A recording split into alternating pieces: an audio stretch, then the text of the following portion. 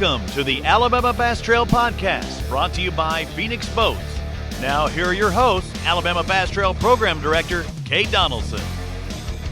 Welcome to the Alabama Bass Trail Podcast presented by Phoenix Boats. I'm Kay Donaldson, the director of the Alabama Bass Trail, and your host for this week's podcast. This is the podcast for the week of November the 13th, a little pre-Thanksgiving type of podcast, but also just a time to talk about some things going on in the state of Alabama, talk about winding the season down, but then also some changes that you can start anticipating for the 2024 season. So sit back, grab a cup of Black Rifle coffee, maybe crack open a cold Mountain Dew. Still a little early maybe to be reaching for that bush light, but as we're recording this anyway, it is about 12:30 on Sunday. So it's a little early to go into the refrigerator for that. But as you're listening to it, if it's time, then go ahead, reach into the refrigerator and get you a cold bush light and sit back and listen to the Alabama Bass Trail Podcast. This time of the year, it is kind of winding down for fishing. There's still going to be people fishing. Crappie fishing is starting to kind of heat up a little bit more than bass fishing, but you're seeing a lot of our guys and gals head into the woods, and they're enjoying chasing white-tailed deer as opposed to chasing black bass. So, and if they're not headed into the woods, they're headed into their recliner to watch college football. It's kind of getting toward the end of the season, so a lot of those races to the national championship are heating up, as it did with the University of Alabama this week, clinching the West, and they'll be going to the SEC championship to face none other than Kirby Smart and the Georgia Bulldogs. So we'll be watching that in a couple of weeks over there in Atlanta. And I apologize. I guess my phone decided it wanted to ask me a question in the middle of the podcast. But again, the University of Alabama Crimson Tide will be facing the Georgia Bulldogs over in, I guess, Mercedes Stadium in Atlanta. It's not a foreign place to anybody, but from a Georgia Bulldog fan to an Alabama fan, they're very familiar with that territory over there, and they're familiar with each other. So hopefully your team wins. Of course, I personally root for the Tide, but I know we have a lot of Georgia Bulldog fans that listen to the podcast, that participate in the Alabama Bass Trail, or that watch the Alabama Bass Trail. So I wish your team the best of luck. It really doesn't matter to me. I didn't go to Alabama. My kids didn't go to Alabama. So, it's just how I was raised. In Alabama, you have to declare, and I declared for the Crimson Tide. So, but that's kind of how that is. I do want to apologize for the way I sound this morning. I would love to tell you that it was from screaming for the Tide yesterday, but it absolutely was not.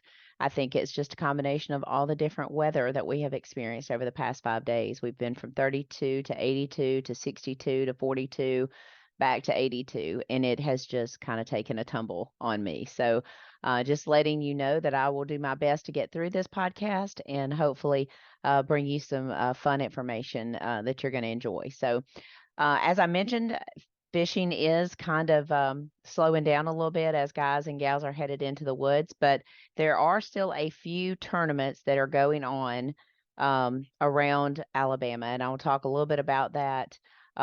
First of all, Logan Parks, he held a high school college tournament down on Lake Martin. I think this morning around 8:30 is when I checked it, there were 84 teams. They had caught 1,438 fish. I don't know the total weight of those fish, but again, that was around 8:30. And we know one thing about Lake Martin is it is loaded. I mean, loaded with fish. So thanks to Logan for putting on this event for college and high school students. That way, I mean, he's given back. He's, won a big tournament a couple years ago and decided he wanted to do this in an effort to give back and to create a really unique event for anglers. And, I think they had the weigh in there at the stadium at Jordan-Hare, and just a really cool event and venue for those anglers. So congrats to Logan on, figuring out what it's like to be a tournament director and an event organizer and all the things. And I know he had a lot of help. And if you've been keeping up with it, you can keep up with a lot of that information on TikTok. He's done a really good job of keeping everybody abreast of things on TikTok. And I think they're doing all the catchways maybe through Fishing Chaos. So I think it's fishingchaos.com. So you can go there to find that. Also, I noticed on social media this morning, the Coosa River Team Trail, their 2-day championship was at Neely Henry this weekend. On day one, they had a 21:42 5-fish limit weighed in by Matt Adams and Richard Payne, which I thought was a really good weight this time of the year. And then the second place team, Matt Mabry and Kip Williamson, they had 1972, which I find is a good year. That's the year I was born. But they also had a 7.08 big fish, which I find, we had an 829 earlier this year when we were there, but that was a really, really good fish to be weighing in this time of the year. So congrats to those guys. They'll weigh in probably around 3 o'clock this afternoon for day 2. So I'll be watching the scales and watching the report come out to see who won that event. The Bass Nation had another high school tournament on Smith Lake, a little over 190 boats. And honestly, I mean, bless Smith Lake. It has really been beat up over the last few weeks. I mean, you've had the Bass Fest, you've had the TikTok tournament, you've had the Alabama Bass Trail 100, along with a high school tournament, and then another 190 boat tournament this weekend. So I normally don't say anything, and I'm certainly not advocating for permitting tournaments or, decreasing the number of tournaments that we have. It's just this lake is a 21,000 acre lake as opposed to a 69,000 acre lake, Gunnersville. And before y'all start, I know that's what you're going to say is like Gunnersville has, 50 tournaments a week, and you don't ever say anything about that. Again, you're talking 69,000 acres versus 21,000 acres. And you're not finding the fish doing a whole lot of different things. So again, I'm not advocating for us to permit tournaments. I'm not advocating for us to limit tournaments. I'm just saying that the lake has been beat up the last 5 weeks. But I mean, that's fishing in Alabama. I was looking through some of the fishing pages and different things, and it appears as though we don't winterize our boats in Alabama anymore, that we basically fish 12 months a year. We have such great climate, so it's able to do that. So, but that's good. That's good. I love the fact that we're fishing. I love the fact I'm talking to boat dealerships that are still are getting back into selling boats. Interest rates haven't gone down significantly. I think they've evened out, but they're starting to sell more boats. I was in Academy over the weekend, and there was quite a few people in the fishing department in our Decatur, Alabama Academy.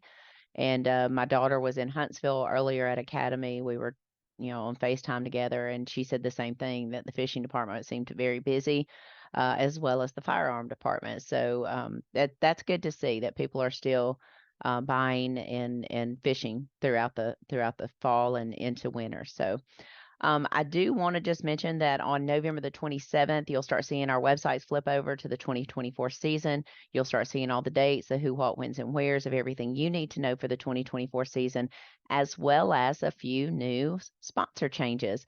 There's going to be one major sponsor change that you'll notice, but there's going to be several additions to the sponsor page. So please make sure that you're looking at that, and also tune into that bonus programs page, because a couple of them are going to be offering bonus programs. So if you are a purchaser of their product, please make sure that you're fully registered for their bonus program so that we can get your money to you as quickly as possible. So again, tune into the website on November the 27th. That will be both the Alabama Bass Trail 100 website and the Alabama Bass Trail website. So but there's a lot of new changes coming to the Alabama Bass Trail in 2024. You heard last week, Mr. Robbie Floyd is moving on to the Sportfish Championship, which he's been doing for a couple years. But that is going to be his full-time gig from now on. So it is only fitting that this week we bring in his replacement, the new voice of the Alabama Bass Trail. We'll announce him here in just a little bit, as well as one more addition to our Alabama Bass Trail live team. You've seen him before. Luckily, you're going to get to see him again in more of a full-time role. So looking forward to bringing him on as well. But before we do that, we're going to step aside. We're going to have a short commercial break, and we'll be right back here on the Alabama Bass Trail podcast presented by Phoenix Boats. We'll be right back. If you're looking for a little extra this year, you'll need to show some extra Southern hospitality. And doing it with bacon never hurt. Well, Merry Crispiness, because Jack's is bringing a sleigh load of bacon for its Southern favorites. There's the Big BLT, Chicken BLT, and our Bacon Double Cheeseburger, all piled high with crispy, delicious bacon. Looks like someone knows what the big man wanted. Keep it crispy, y'all. It's a bacon wonderland out there. Welcome back to the Alabama Bass Trail Podcast. And as promised, two somewhat new faces, but not really. We'll go ahead and announce the new voice of the Alabama Bass Trail, the MC, on the water analyst, Mr. Luke Duncan. Welcome to the podcast. Glad to be here and glad to be that new voice. It's going to be a fun year. Looking forward to it. Darien Craig, he will be your new on the water analyst. He will also be doing offstage interviews for the TV show. He'll be doing a lot with the TV show on Bally Sports Southeast, 38 weeks of Bally Sports Southeast. Darien, welcome to the Alabama Bass Trail family. Awesome to be here. You know, it kind of seems funny to me, though, to be welcoming y'all to the family. You guys have fished with us. You know, you've done some stuff for us before. Darien used to create our highlight videos back in the day. You know, Luke, you were one of the first people I ever met with in a conference room to talk about sponsorship. So I kind of feel funny saying welcome to the Alabama Bass Trail, but you know, your roles are changing a little bit, so that's exciting. Luke, I want to go ahead and say, I mean, you and I've had several conversations. You know, we've been talking about this for over a year because we knew that Robbie was trying to do both, but it just wasn't working out. And you and I started this conversation very early on. But what does it mean to take over for Robbie Floyd and being the new voice of the Alabama Bass Trail? Well, I'm going to say, you know me, I don't back down from much in life, Kay, but this is something that I'll be honest, I'm a little nervous about it just from the sheer fact of Robbie. You know, he's leaving some really big shoes to fill. And you and I have had some conversations about this. And I actually reached out to Robbie about this week. 10 years ago, when you started, I was in that inaugural field at Gunnersville in the freezing cold. And we'll never forget my buddies, Jerry Wright and Brandon Staggs, kicking my butt that day in the freezing cold while I was just trying to get a bite. But I thought it was so cool because I had spent so many years watching Robbie commentating during the classics, and I just put Robbie up on this pedestal from a coverage standpoint. And I'm like, Kay has got Robbie Floyd is going to be doing these weigh-ins. Like, she must have got him a private jet. Like, how did she pull this off in this inaugural year? I remember thinking that, like, how cool it was going to be and what that would add. And man, to see that he did that for 10 years. And I just, being boots on the ground for some of the ABT 100s I've competed in and just being around your ABT family, like watching him interact with the anglers, watching him be able to spit facts out about certain anglers, because it's not like you just got 100 every year. You've got countless people that fish with you, and some of the faces stay the same, but a lot of them are new faces, right? Year to year. And man, he just absolutely did such a great job. And he's just a pro when it comes to not only emceeing, but his TV work. Like he's just fantastic. And, you know, it's bittersweet, right? Like I'm super about this opportunity, but I'm also going to miss Robbie being at the events because I know what he means to you and to the anglers. And he does. And you know, I'm looking forward to having him back there in March on an event that you can't be at because you'll be doing another fishing event that day. So, you know, Darien, you fished with us. You've won an Alabama Bass Trail tournament. You've been on the other side now and seen the media side of it. I'm excited to have you and, you know, more of a full-time role on the Alabama Bass Trail. You've done it all, dude. You've done YouTube content. You've worked for TH Marine. I mean, you've worked for multiple brands. And now you're going to be coming into the Alabama Bass Trail family. We're excited to have you. Yeah, it's very exciting. Like you said, I've seen it on the water side as an angler, and this year filled in a couple spots on the water doing the live coverage. And it's an interesting change of pace because I catch myself almost doing the same amount of homework without the fishing part, but studying the lake leading up to the event, just so I know what's the water temperature been this week? What's the air temperature been? Are they pulling current?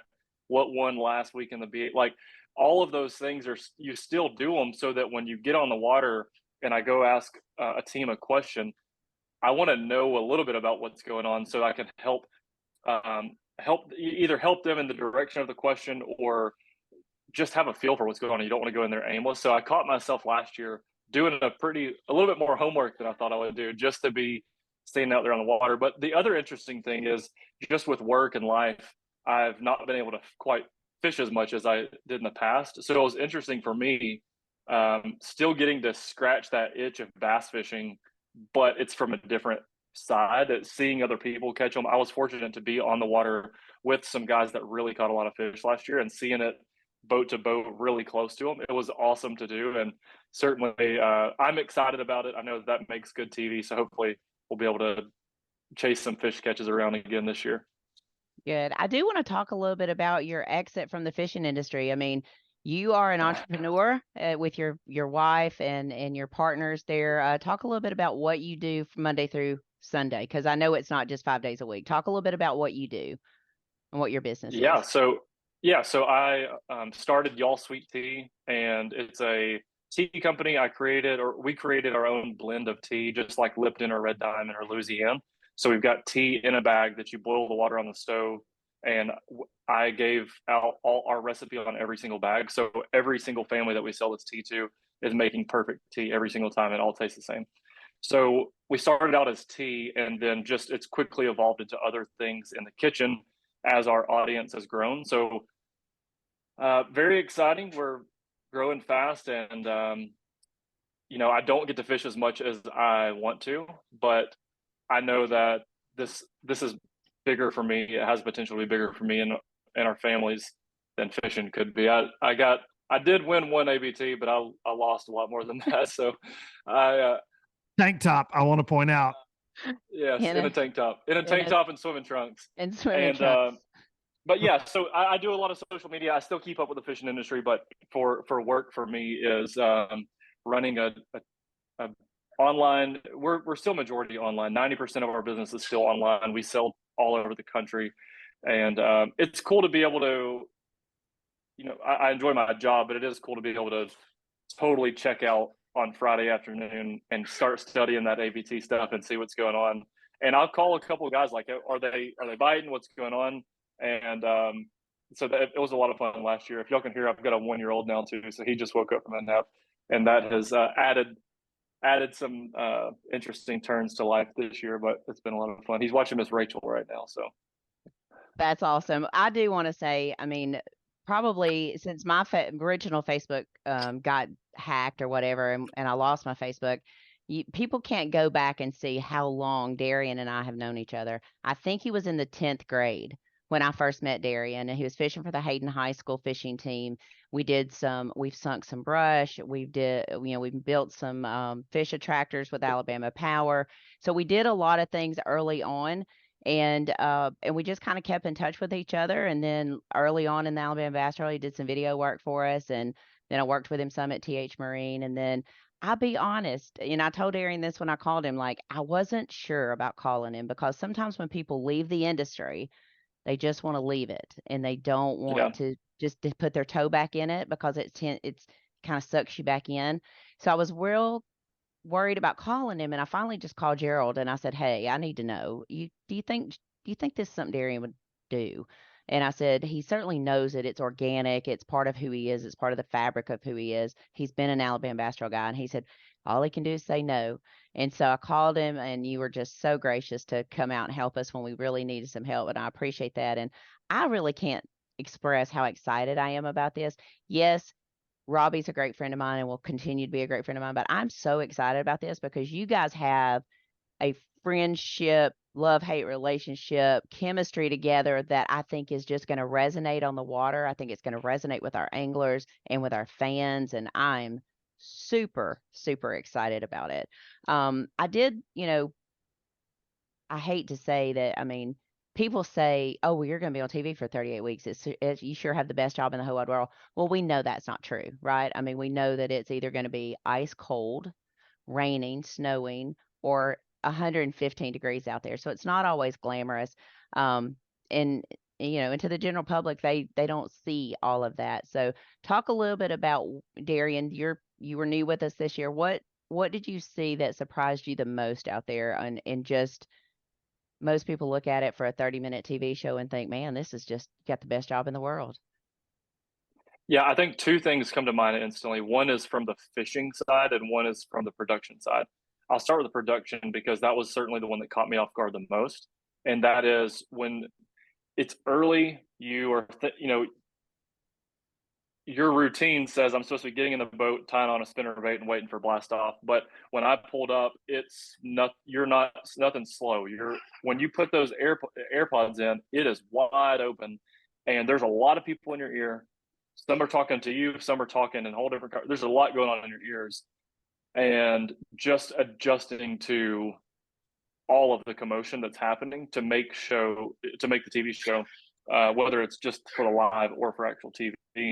And then there's a little pressure on there that's, don't mess this up, because at Neely I was reading off boat numbers. This is the first time I've ever done this, and there is, I mean, a whole conversation happened in my ears, and I'm reading this paper and I realize I'm also sending these real humans off into the lake. Like, it's not just reading a paper for fun or for TV. There's real boats going down the lake. So like, you have to do 3 or 4 different jobs at the same time.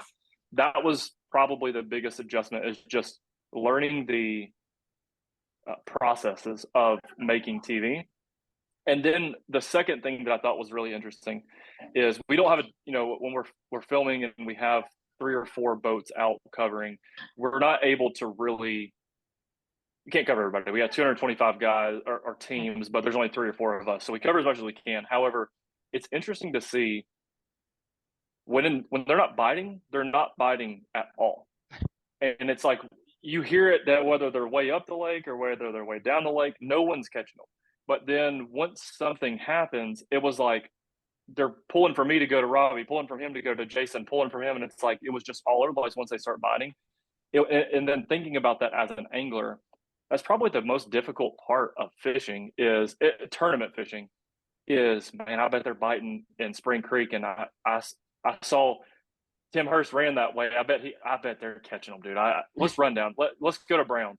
Like, you start thinking all those things, but sitting back and watching is like, no, they're not biting anywhere. No, we've covered pretty good stretch of the lake on coverage, and they're not biting, or they're not started yet. So, very interesting. I enjoy being on the camera side of it. The decision making is a lot less. You just pick somebody's name on an iPad that you want to go watch and cover them, and hopefully they catch fish. So I enjoy it. It was a lot of fun. I can't wait for this year. The schedule, I've got it pulled up right now, and I think it's the best schedule that's ever been made in the state ever. But I don't know if that's my opinion or not, but there's going to be a lot of giant bag tournaments this year. It looks like a lot of fun. I think so too. Now, Luke, you have fished the highest. You fish at the highest level. You work with NPFL, so you've covered professional fishing as well. What was the biggest surprise to you with Alabama Bass Trail? Well, I think it's overall for me, and I've told several people this, it's how professional and your broadcast is. I don't think people realize what that takes from a work level or an investment level, right? And I know, look, some of the guys, when you pull up on them out there with the camera, they're like, get away. They might not want live coverage. I get it. But you guys do such a phenomenal job, and it is a professional deal. And I think it's so cool for me to look through the Facebook comments during the live, and you see the families and they're telling you who they're wanting to see on camera. And that part of it, though, like Darien mentioned, it's very hard to chase down specific people at times because there are only, 3 or 4 of us out there, and you do have such a big crowd, and these lakes are so big, lots of factors come into it. But I think for me, the biggest surprise, it certainly wasn't that the Alabama Bass Trail anglers absolutely catch them all the time, way better than most tournaments. When they roll up to a body of water, the weights just explode, it seems. So that wasn't a surprise for me as much as just the overall production. It was awesome, man. I mean, it's seamless. It's a lot of fun. And you guys have put a lot into it in just a short period of time. We've certainly came a long way from iPads and AirPods and using BeLive as our streaming service. So it has been, and it is a very financially heavy part of our budget. But it is certainly what everyone expects. I know Jordan Lee stopped me Friday before the ABT 100. He said, "Can I just ask a question? Why do you do live coverage?" And I said, "Because I want our guys to experience exactly what you guys experience." I said, "We send a lot of guys to the next level, so I want them to be prepared for that. But that's what everybody wants. I mean, as well as I do, social media is ruling the roost right now, and people want instant information. They don't want it to be filmed in January and see it in April. They want to know what's going on right now. So that was one of the reasons. And I do want the Alabama Bass Trail to feel as much like a professional trail as it possibly can be. So that's one of the reasons I shot my shot there. And Robbie, Kenneth, Jason, all of the guys who filled in this year, you learn a lot and you have to learn quick. I mean, there's no hey, we'll edit this and make it sound good later. I mean, you are quite live out there. So one of the things that I did want to say is, this will be our team. Jason will be in on the team this year. It'll be Jason, Darien, Luke on the water, me in the studio. So that will be your Alabama Bass Trail Live team for this year. What do you guys want the fans and the anglers to know about you? Luke, I'll let you start. What do you want them to know about you? I think for me is just what kind of respect that I have for them, right? Just from being a competitor, all I've ever wanted to do is be around bass fishing since I was 10 years old, whether that was at a professional level or work in the industry. And I'm blessed to get to do that. But I want them to know how serious I take this opportunity to shine the light that they deserve, right? It's the same way when I'm working with MPFL. Like, it's not about me, it's about the anglers. And you have some of the greatest anglers in the country that fish your trail. And I just hope to that they realize that, how much I respect. Now, I may make jokes. Sometimes we're going to do that. I know Darien and I are good at picking at each other, picking at the anglers, but it's all in good fun. And it's certainly just my even wanting to do this comes from that respect for the anglers, for sure. You've got some amazing folks that fish with you. I agree. Darien?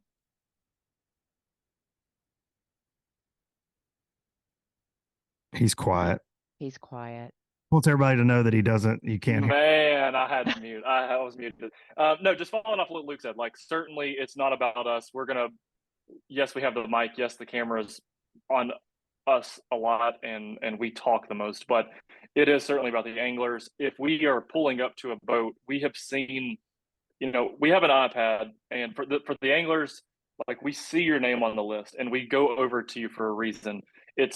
There's chatter in our ears that, hey, we heard they caught them in practice, or those guys did really good here last year, or when we pull up to you, it's not random. There's a reason we're pulling up, and so I wouldn't say fake anything, but like it's your time to shine in that moment. And so even if you're not catching fish, even if you backlash, make fun out of it. That's your moment, and we'll stay there as long as you're catching fish, or just having us around. It doesn't always have to do with catching fish. A lot of good live TV is a story about a fish that you just jumped off, or you've got a stretch that you caught them on in practice, and we're if y'all can meet me down there, that's where I caught the bit. So like, there's a lot of other things that that could go on, not just catching fish, but it is about you 100%. And then the other thing I think is towards the fans who are watching the live.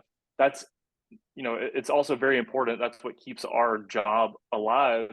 And seeing the comments and commenting and sharing, that really, really does help the algorithm of Facebook and or YouTube. And so, it may seem silly to share a fishing video Saturday morning at 8 a.m., but like, that really does help us. So if I could encourage anything, it would be, if you have a chance every Saturday morning that the schedule's out, if it's a family member or a friend who's fishing this trail, share that video on Facebook. Just do it for them. Like, it helps the show. I don't get paid anymore to say that. And honestly, I would imagine the ABT is not going to make more money based off of shares of videos, but it does go to more eyeballs. And that's what makes all of this turn and makes it more fun for us. And there was several times this year we got really good questions from the fans. We were able to find the angler that they asked us about and then ask that specific question. And so it just makes TV more fun. I would encourage as many comments and shares in the chat of those live shows as possible. One of the things, go ahead, Luke. I said, especially if they're about Darien. If it's like, if you got something, Darien, drop them in. Yeah. One of the things, and you said that about, it doesn't matter if you're just catching tons of fish, but there's always a story to tell. And I think one of those this year was when you were covering Russ Sapp and his partner, and when they were bed fishing at Lake Eufaula, and how they literally were in tandem with each other. I mean, they almost zigged the same time, and they dipped, and it was just almost watching a choreographed dance on the front of that boat. And I said this in a different podcast the other day. People may think that watching bed fishing is boring, but it is probably one of the most exciting things for me, is to watch someone who can, I know Damian Willis and Tyler Kiker 2 years ago on Weiss. It was just phenomenal to watch them and how they work together to finally catch that bass. So I do think there is a story to tell, whether it's a big bag of fish that's being weighed in or whatever. You've kind of looked at the schedule. Is there one on the radar that you're thinking? I mean, dude, you won at Gunnersville in June, right, Darian? Yep. I mean, so we're back there in June. Is there one on the schedule that you're looking at going, okay, that's the one. That's the one that's just going to be. I'm gonna say it's a sleeper. Everyone looks at Pickwick in February, which could be giant bags. That one's kind of hit or miss depending on the water. If it's too fast, then it gets weird. But I'm gonna say Wheeler in April because of how big Wheeler's been turning out giant bags the last year and a half, 2 years. I just have a feeling that one's going to be an absolute hammer fest. If it obviously there's certain things that could go right or wrong, but if it's right, that one they've just been catching so many big ones the last couple of years at Wheeler, and it was never like that for me. I never got to see the old Wheeler growing up. That was before my time. Back when Duncan was a little boy, he used to fish the flats and the hydrilla.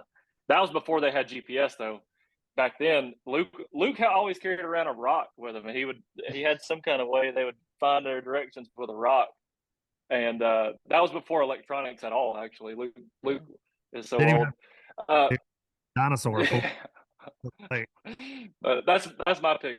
I'm saying Wheeler's going to be a fun one. Okay, what about the South? Is there one in the South that sticks out to you? Luke, I'm looking at the schedule. I don't know if you are, but the South schedule is also loaded. Jordan's always fun. I haven't been down there in a long time. I was there the day filming that Dustin and Blake Hall won Jordan several years back, and that was early in the year. I don't remember the month that it was, but that was a really cool tournament. But Eufaula in June, that one's going to be a live scope tournament possibly, but that's always fun to see. Feel like we're going to have to put a camera on Shane Powell on that one for some reason. I would. Or a chase boat or something. All right, Luke, you've seen the schedule. What are you thinking? Well, I am a sucker for spotted bass, and I'm also a sucker for Smith Lake, other than in the ABT 100. Last talk about that, even though I brought it up like an idiot. March on Smith is about as much fun as you can legally have if you're a bass fan. Like, it's just, there's a lot going on there. Will we see a 25-pound bag? Probably not, just because we don't see that a ton on Smith. But that one, like, circle your calendars. If you're an ABT North Angler, that one should be absolutely fantastic, regardless of water conditions, whatever. That lake really shows out in March. But then in the South, I love the Coosa River. I love Jordan. Got to fish an ABT 100 down there with Trey. I guess last year was the kickoff in January. It's such a fun fishery. You get a lot of bites and those big Coosa spots. So I'm looking forward to that one. I mean, look, I've been to every lake on both schedules multiple times. They're all so much fun depending on what happens. And, February in Pickwick could be feast or famine. I don't know. I mean, I know that's that time of year. It could be 19 feet low, or it could be 19 feet high, and it could be, weather in the teens or weather in the 70s. We never know anymore in February. But I remember, what was it, 2 years ago, you guys were there for a North, and it was just, the fishing had been terrible. I remember talking to guys like David Allen leading up to, he's like, oh, dude, they're not going to catch them. I forget how many bags over 20 were weighed in, but it was just 24. Absolutely 24. Absolutely stupid. So that can happen at Pickwick. You can see fireworks, of course. But the whole schedule is it's going to be a really fun year. We've gone to Jordan with 225 boats, and I think it took like 25 pounds to win, took 16 to get a check in 40th place. So Jordan, I think, can be really good. It's the smallest fishery we go to. It's about 6,600 acres.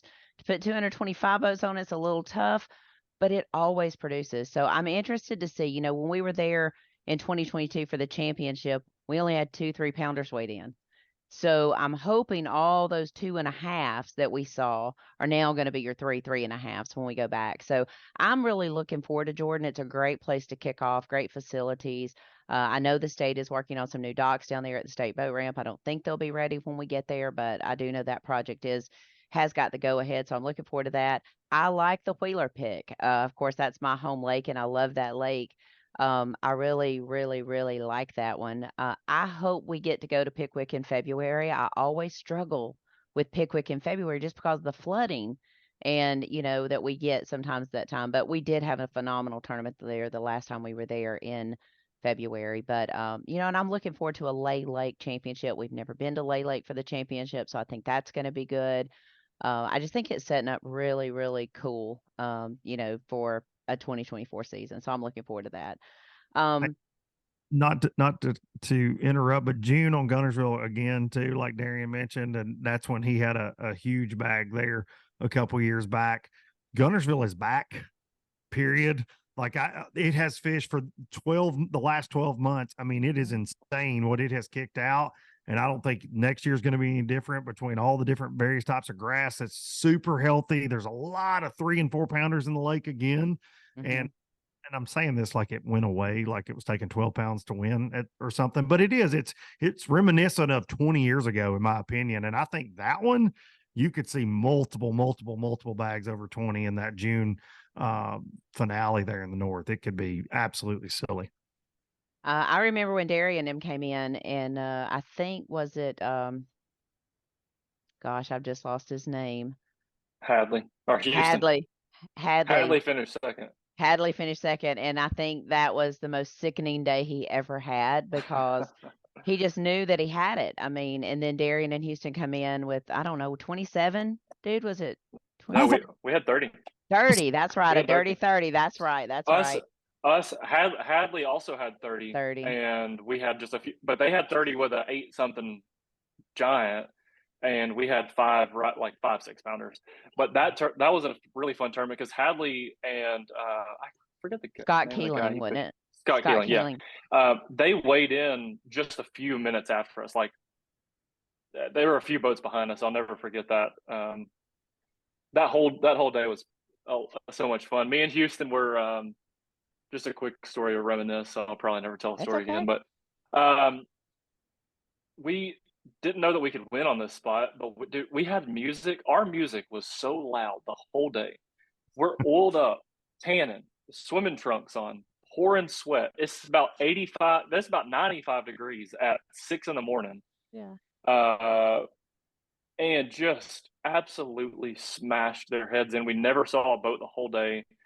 No one ever got close to us in a time where it was like for real ledge fishing, old school rubber rail to rubber rail type thing.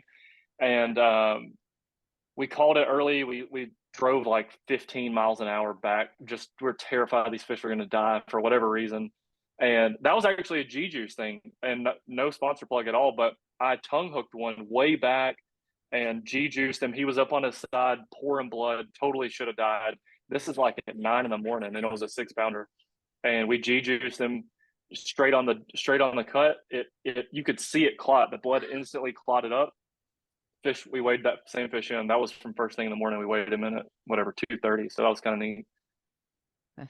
That's awesome. I remember that tournament. I remember walking down to the boat, and Houston and Darien are sitting there, and I said, "So you punch your ticket to the championship?" And they were not aware that if they won, they were like, "No, still don't think we're going to make it, even with the win." I was like, "No, you win and you're in." And they were like, just went nuts again, just hugging and all the things. Had no clue. That was so cool. I mean, we've had some really good tournaments at Guntersville. The first year you alluded to it, when Jerry Wright and Brandon Staggs won, they were the last team to get in because Jordan Lee had to back out because 2 opens conflicted with Alabama Bass Trail. So they were the first one on the waiting list. I called them. They wanted in the week before the tournament and go up there and win, and then spend half of their winnings for their buddies' headstone, Yeah. And their trolling motor day as well. They fish with no trolling motor, and I fished with Greg Bowie from TH Marine. I'm going to call him out right now because we had trolling motor that worked.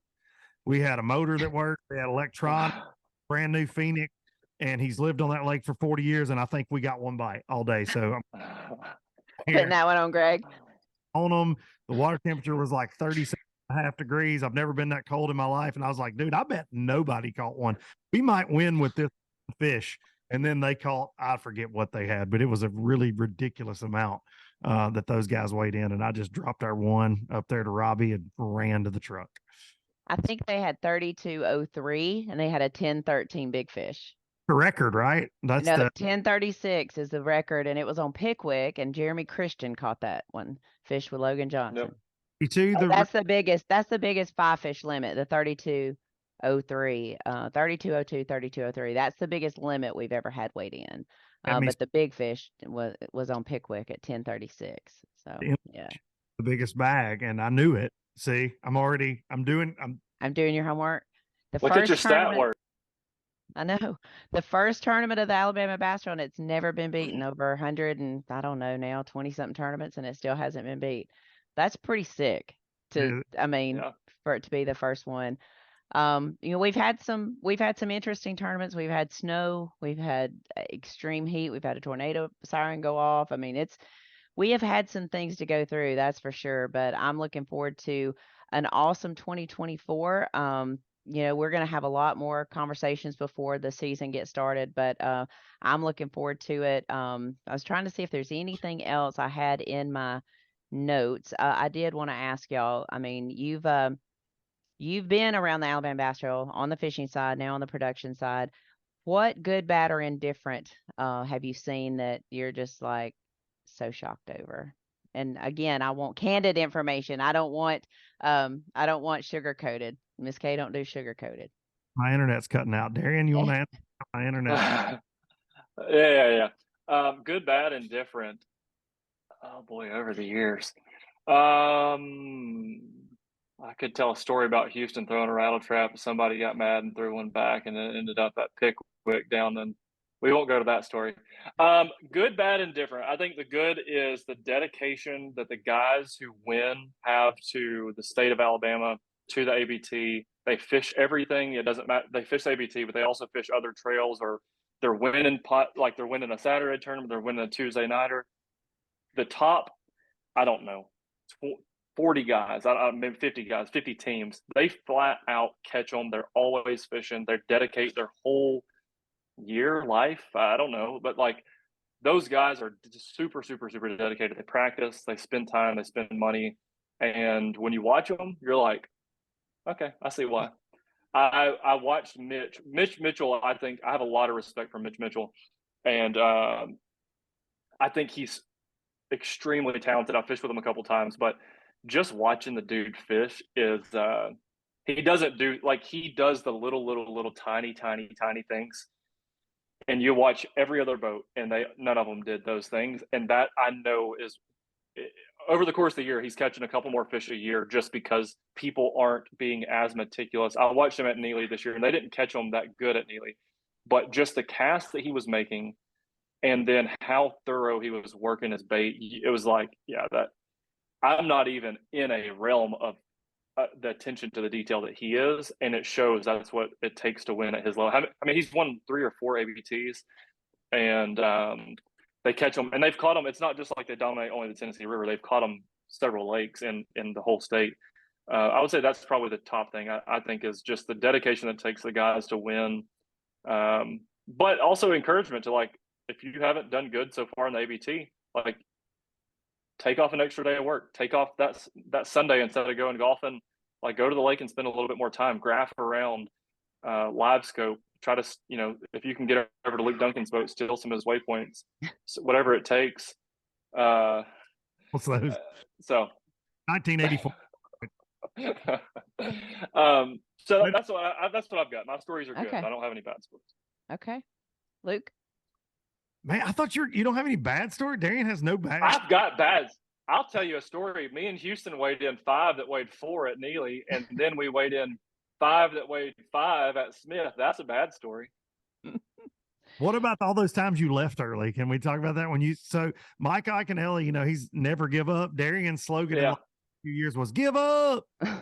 Yeah, he's like, when the going gets tough, get the boat on the trailer. That's the way I see it. Go to Jack. If they ain't biting, they ain't gonna bite. Send it to the house. Right, you ain't gonna be fishing well, like this. I get tickled when you talk about Mitch and Candler. The only lake they have not won on is Smith. I mean, they haven't won on Pickwick either, but they've had. I know. I thought this was the year. They won Neely. They did. They won Whaler. They won Pickwick. So Oh, the Pickwick tournament they won. That's one of the coolest stories of ABT that I've got is we pulled up. It was when I was doing YouTube videos. They won. They had 25 pounds. I know where they caught them at, but I'm not going to say on the thing. So we pull up to the fact check me if I'm wrong, but Kay, I think they won. I was thinking they had Wheeler, Neely in the same year. They won Weiss. I think they won Pickwick. Kay. They may have won Pickwick. But you're the queen of this. I'm not. And you've got me doubting myself now because I'm sitting here thinking. Well, I'll just tell the story because I know the story's true. So we walk into the tackle store right there by the ramp, and Houston at the time was going to UNA, and I walk in blogger like doing my thing, and we asked, what do you think it's going to take to win? And the guy that works a tackle store, everybody, I don't even remember his name, but I know Luke knows him. He says, well, so whoever gets second is going to have somewhere around 22 or 23 pounds, but they're not going to win. Mitch is going to win. He'll have 25 and he'll have it first thing in the morning. I think Mitch had one of the top like 10 boat numbers or something. And he said Mitch is going to win it. He'll have 25 pounds and second place will be about 22. And it was exactly that. If my memory tells me. I'll have to go back and look because now I'm really second guessing myself. They won on a deep shad spawn, and the guy at the tackle store called it. I guess Mitch had already told him we're going to win it, and then they just went out and won it. Crazy. That's so crazy. Sure, I was going to say one of those 4 wins came on Pickwick. I gotta think it did, but I don't know that for sure. I'm on the website. Okay, I'm gonna have to look that up if you don't see it before we leave and do that. But probably one of my hardest tournaments was at Pickwick. It was in March. It was so freaking cold, like 30 degrees. It snowed that day. The wind blew like you wouldn't believe. The sun never came out. Jake was playing ball at Muscle Shoals, and I was going to go over and try to catch a couple innings of his ball game.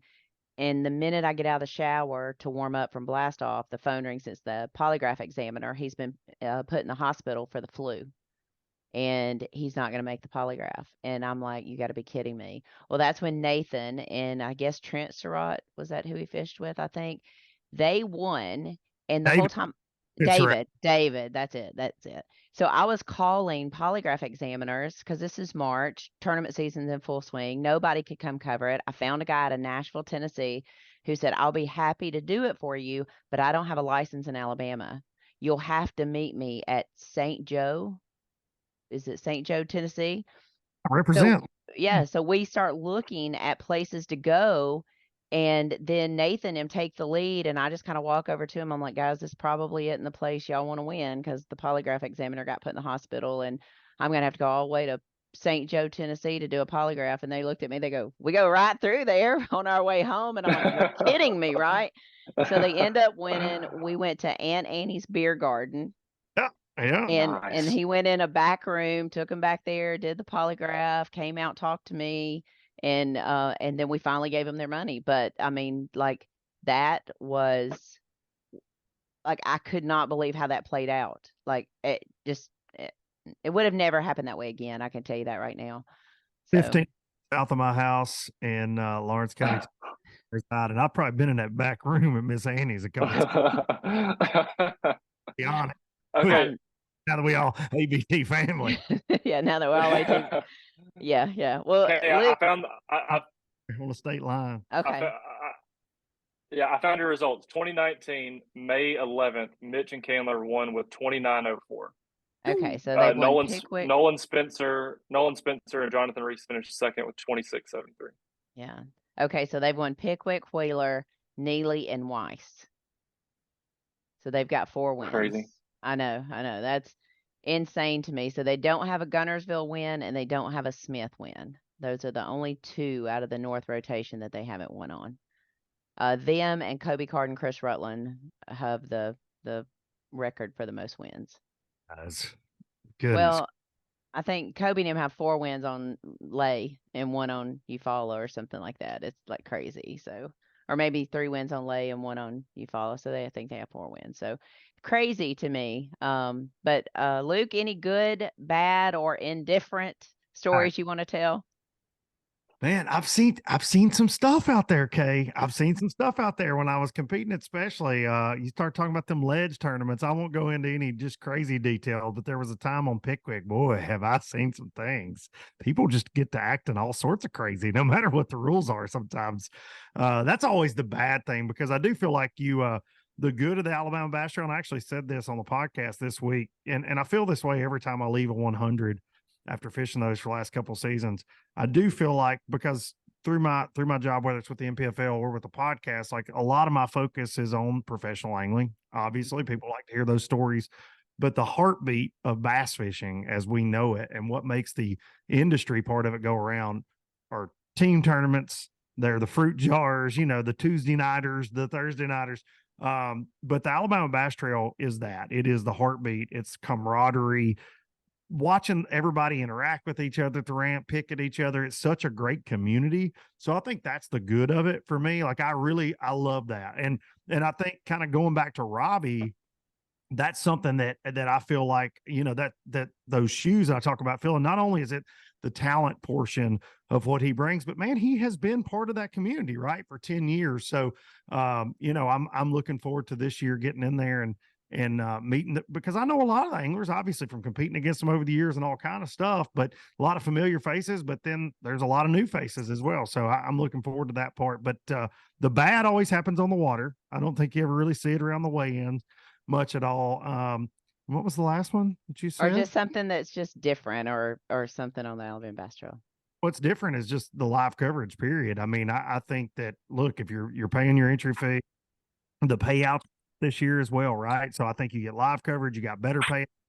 You're looking at that schedule and you're a diehard tournament fisherman and you go, wow, that's a terrible schedule. You're a liar. You're lying to yourself.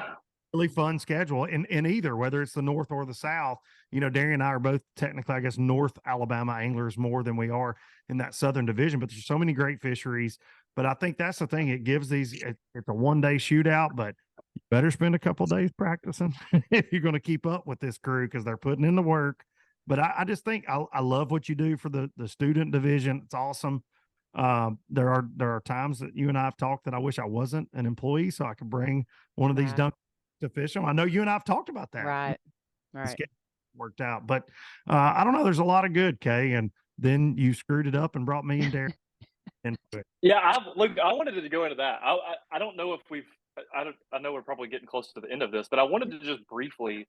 A lot of people have seen you. A lot of people have seen me. Maybe they don't, or maybe they haven't at all. That's also a good possibility. Just like what our history is. Like, obviously, we're really close friends outside of cameras. Like, we're really good friends outside of cameras. We've been friends 2014-ish, 2015-ish. I heard of Luke maybe like even 2010, 2011. So heard of each other. We met, became friends, whatever. I went to work for TH. Luke's a long-time TH guy. But then a lot of our back and forth and like bickering with each other came from around the COVID time, like around when we all got locked down, everybody could go fishing still. And me and Luke were filming a lot of videos. I was supposed to be at work with TH Marine, and honestly, I just wasn't. I would skip and go fish. I'd take a picture of a jack plate and post a selfie. And I'm just catching them. But so anyhow, so Luke and I start doing these challenges where we would go fish against each other, and I can't remember the results, Luke. I just can't. I know I won a couple. Oh, it's because maybe it was about a tie. It was about a tie, but it was a lot of fun, and I think Luke and I, our chemistry in those videos, we did that. Luke, I think it was a lot of fun. A lot of people said they watched it, enjoyed it, and just the like you said, it's bickering, but it's fun bickering. If you catch them, I didn't catch them a lot of times. I didn't catch them, but like we're playing off of that. It's a lot of fun. So I think bringing that same energy of two dudes who love bass fishing into this, and like bringing that little energy to some of the guys, I'm excited. I'm excited about that. Well, and you and I have such a love for tournament fishing. I mean, I know you're not as in, and I'm not fishing that many tournaments. Really, the ABT 100s of all I've competed in the last 2 seasons, just because I've been so busy with other obligations. But you and I we have that same respect that I talked about for all these anglers. You and I, the amount of times we text, we're just like, dang it, man, Mitch, he's, and I know we keep saying Mitch. So many of the anglers were like, dude, like, we should just sell all of our tackle, especially after we cover on it. Watch a Tim Hurst or Mark McKay. You're like, yeah, I'm just going to put this stuff up because I'm not beating that guy.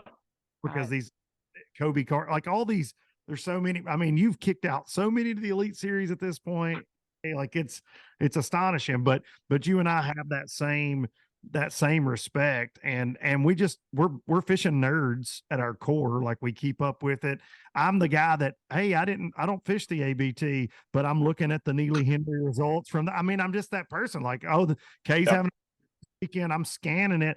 And I have a lot of friends that fish them, but I'm looking to see what the weights were. I'm genuinely curious all the time of tournaments going on. So I think, though, to your point, Darian, everything, our relationship, whether it's on the water, off the water, our families are close. We've been friends for many years now, but I do think that that's going to be a fun element for you and I we've been joking with each other, texting, getting the band back together, because between y'all, Sweet Tea, and everything I've got going on, we're just being selfish. We're getting several times to hang out together. And yeah. you hung out every single day. So it's having that energy, though, and being able to pick at the anglers.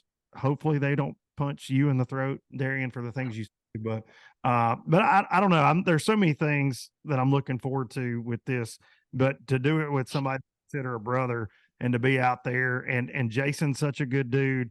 I've known Jason for many years now as well. I work with him at through TH at Phoenix a ton in my day job. So getting to hang out with everybody and your entire crew, Kay, the camera ops, like, to John, like the whole team, they're just like, it is a family. They welcomed me. The 2 times I sat in, they're like, I might as well have been doing it for 10 years, the way they treated me. I know Darian felt the same. So it's going to be a lot of fun. I just ask that you give us a little patience on butchering your names, because that's probably going to happen a few times, especially reading that sheet in the morning and it's freezing cold, and I hadn't had enough Black Rifle coffee yet to get the old eyes focused. We ask for a little bit of patience, but man, we're going to have a really good time in 2024. No doubt. Yeah. I'm so pumped about it. And I can't wait to have many more conversations with you guys about stuff we're doing in the off season and getting ready and all that thing. And I know Robbie was excited when I shared this with Robbie and shared some of our plans with him. And I know he was excited. I feel certain he will tune in when he's not watching SFC or participating in SFC. And I mess that up all the time when I try to say that.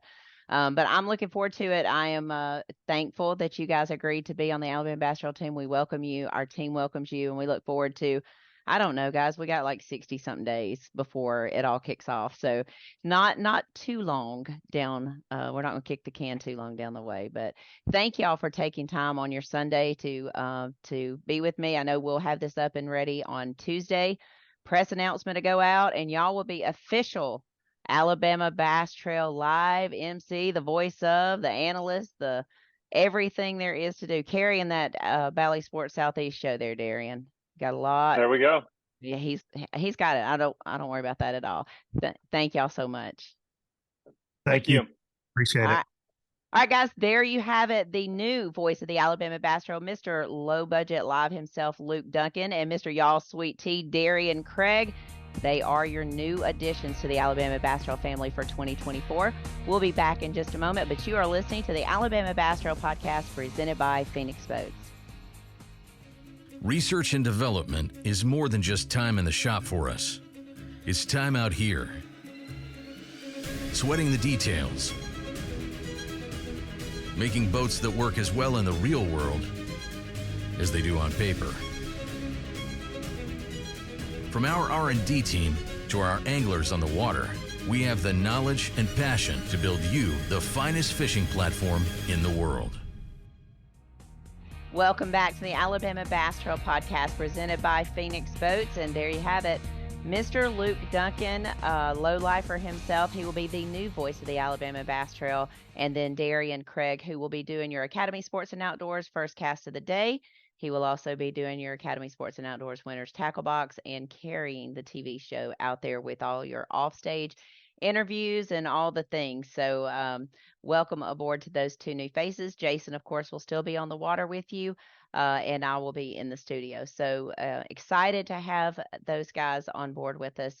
And like I said, we've only got a little over 60-something days to get everything ready. And I'm sure we will. I mean, we always do. I don't know how it happens, but it always happens. So I do want to talk a little bit about, our segment, Things to Do, Go, See, Eat in the state of Alabama. I did a segment on the podcast leading up to the Alabama Bass Trail 100, and I talked about a place called The Barn. And I want to thank ABT 100 anglers Ken Walters, Dallas Weldon, Ryan Lloyd, and Brian Adamson for listening to the podcast, but also going and visiting The Barn. It was so good. The food was great. The service was great. It was a really happening place. There was some music being played. I actually walked in on Thursday night and there they sat. And I was like, how did y'all find out about this cute little place? And they said, we listened to your podcast. And so I want to thank them for not only listening to the podcast, but going and supporting a local business. Our food was fantastic. The service was great.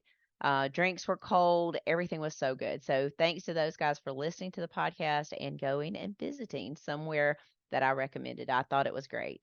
But I do want to talk about a local place in Athens, Alabama. I was able to go there a couple weeks ago with a coworker. I knew nothing about it. It was a recommendation that she made, and it's called Old Black Bear Brewing Company. It's located at 311 South Marion Street there in Athens.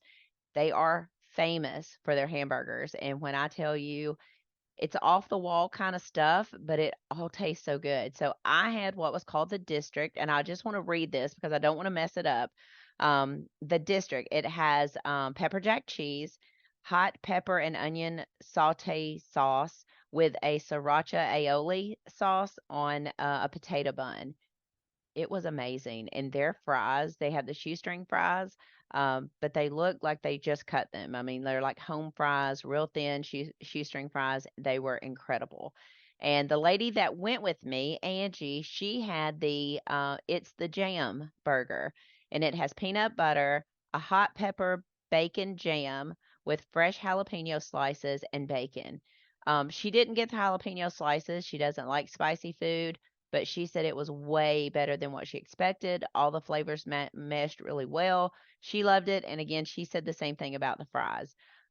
They have a pimento cheeseburger. We got a sample of the pimento cheese. It was okay. It wasn't my favorite, but I'm not a big pimento cheese fan anyway. But the fries were great. It was lunchtime, so we didn't get to have a beer or anything. But some of the beers that they're famous for are their Cave City, their Roaming Bear, their Milepost 652, and their Speckled Trout American Wheat Beer.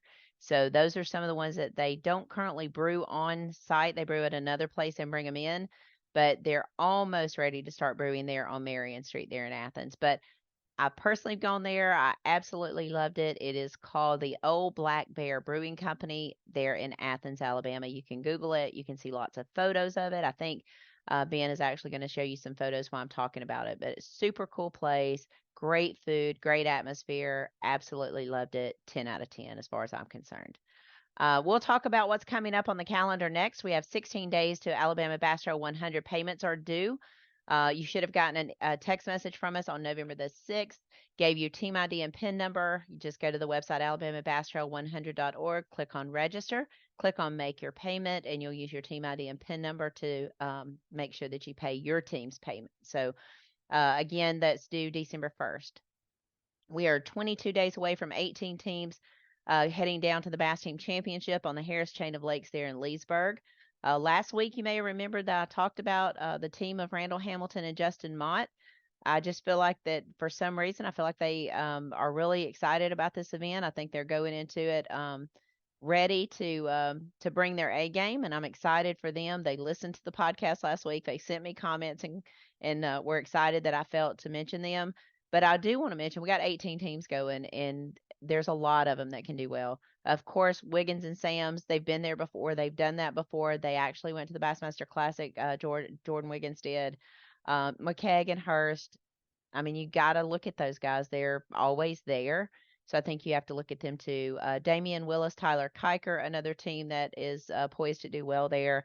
Rob Lee, Steve Winslet, John Kellett, Zeke Gossett, Josh Chappell, Paul Davis. And another team that I don't know as well, they travel kind of with Ryan Lloyd, Brian Adamson is Adams and Adams, Shane and Raymond Adams. They are a new team, so I'm not as familiar with them, but they had a really strong season in the ABT South. So I like their chances to go down there. It is the first time they've made the championship, at least under the Alabama Bass Trail. So there's a lot of guys that we're sending down there. It's got great potential to do big things down there. So we'll try to talk to a couple of teams next week. I wanted this podcast to strictly be about Luke and Darien and what they are excited about for 2024. So I didn't have another team on with us this week. But I did want to talk about, the Bass Team Championship. It is a big deal. We invest a lot of money, almost $30,000 this year, to send our teams down there. So I do want to talk about that a little bit. We'll try to have a couple of teams on, maybe one from the north, one from the south next week. ABT teams, you have until January the 2nd to make your payments. Again, go to alabamabasstrail.org, click on register, click on make your payment, use your team ID and PIN number. You should get an email from us or a text message from us around December the 4th with your team ID and PIN number on there so that you can go in and make those payments. We are down to like the 3rd and 4th spot in the waiting list on both lists. So as we have teams that back out, we will continue to go down the waiting list to fill those spots. The last update I have is we are just over 3 months away from the opening day of UAB Blazer baseball. Jake will be home next weekend, and I'm excited to get to see him, get to spend some time with him. He got his new mitt in. I'm excited to get to see it. Looking forward to a full season of baseball down at UAB and in the Division I realm. So that'll be fun for us and our family. So look forward to spending the holiday with him as well as all the other kids and family. And then it's right back to work. So don't have much downtime. So I do want to thank you for tuning in to the Alabama Bass Trail podcast presented by Phoenix Boats. I do hope you will subscribe, rate, and review the show on your favorite podcasting app. I do want to thank again Luke, Dunkin, Darien Craig for coming on with me today, spending some time with us. Looking forward to having them out on the water and on stage with us next year. It's going to be a fun time on the Alabama Bass Trail, and you'll get to watch it all transpire on live on alabamabasstrail.org, alabamabasstrail100.org, on our Facebook pages, and on our YouTube channel, Alabama Bass Trail TV. But that pretty much wraps it up for us. We do hope to see you in Sweet Home, Alabama, hopefully out on the water. But until then, God bless, good fishing, and go Blazers. Thanks for listening to the Alabama Bass Trail podcast. To learn more about the Alabama Bass Trail, make sure and visit alabamabasstrail.org.